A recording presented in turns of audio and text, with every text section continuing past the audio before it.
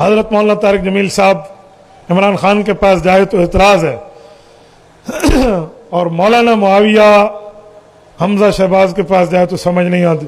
بھائی مولانا معاویہ صاحب کی بات آپ مولانا معاویہ صاحب سے پوچھیں، میں ایک جملہ کہہ رہا ہوں، اگر کوئی عالم دین کسی سیاسی کے پاس جاتا ہے تو دو حیثیتیں ہیں، یا تو اپنی سیاسی جماعت کی حیثیت سے جائے گا تو وہ سیاسی ہے، وہ سیاسی بنیاد پہ گیا ہے تو وہ جا سکتا ہے، لیکن ایک خالصتاً دینی مذہبی عالم، تبلیغی تعلیمی تدریسی عالم، ایک سیاستدان، وہ جس پر یہودی ایجنٹ ہونے کا الزام ہے، اس کے پاس جائے، اس کے حق میں رو رو کے دعائیں کرے اور میرا پیارا وزیر اعظم کہے تو اعتراض تو بنتا ہے نا۔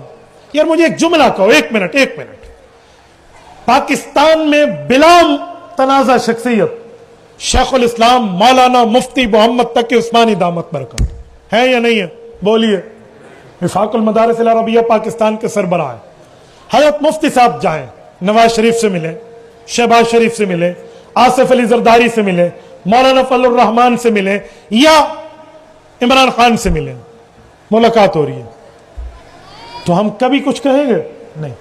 اگر مفتی تقی عثمانی صاحب صرف عمران خان کے پاس جائیں اور کہ بہت اچھا ہے، بہت نیک ہے، ریاست مدینہ کی بات کرتے ہیں، اچھا ہے، اللہ اس کو خوش رکھے اللہ، تو لوگ ان پہ بھی بولنا شروع ہو جائیں گے کہ حضرت اللہ کے لیے ہمارے خون سے آپ کا پسینہ افضل ہے، لیکن آپ کیا کر رہے ہیں؟ ہوگا یا نہیں ہوگا؟ شیخ الحدیث مولانا مفتی محمد تقی عثمانی جیسا بندہ، تو مولانا طارق جمیل صاحب ان سے جا کے یاری لگائیں گے، اور یہی تو ہمارا غم ہے کہ مولانا آپ کو اس کا جھوٹا اعلان ریاست مدینہ نظر آتا ہے، مولانا مفتی محمود، مولانا فضل الرحمان، ان کا اللہ کی زمین پہ اللہ کے نظام کا نعرہ نظر کیوں نہیں آتا؟ جمعیت کا اعلان نہیں ہے، جمعیت کا مقصد، جمعیت کا پیغام، خدا کی زمین پر خدا کا نظام، یہ ریاست مدینہ نہیں ہے؟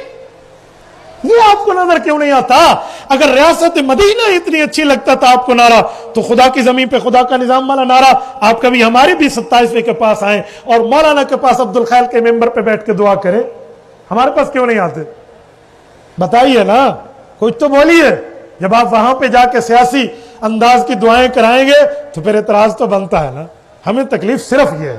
باقی آپ نے مولانا معاویہ اعظم صاحب کی بات کی، تو مولانا معاویہ اعظم صاحب میرے خیال میں سیاسی جماعت راہ حق، راہ حق اس کے ممبر ہے، اگر وہ اسی حساب سے گئے تو کیا جرم ہے؟ وہ کوئی خالصتاً تبلیغی عالم تو نہیں ہے۔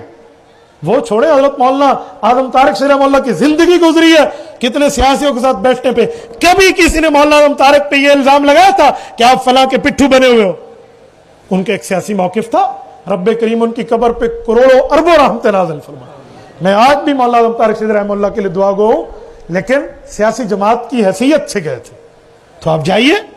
حضرت مولانا طارق جمیل صاحب بھی سیاسی جماعت جائن فرمائے، ہم یقین مانے او مخالفت کو اتنے لو لیول پہ لے آئیں گے کہ مولانا سیاسی عنوان پہ بات کر رہے ہیں، مولانا کہتے ہیں میں سیاسی نہیں ہوں اور کام سارا سیاسیوں والا، تو پھر تو اعتراض تو بنے گا نا۔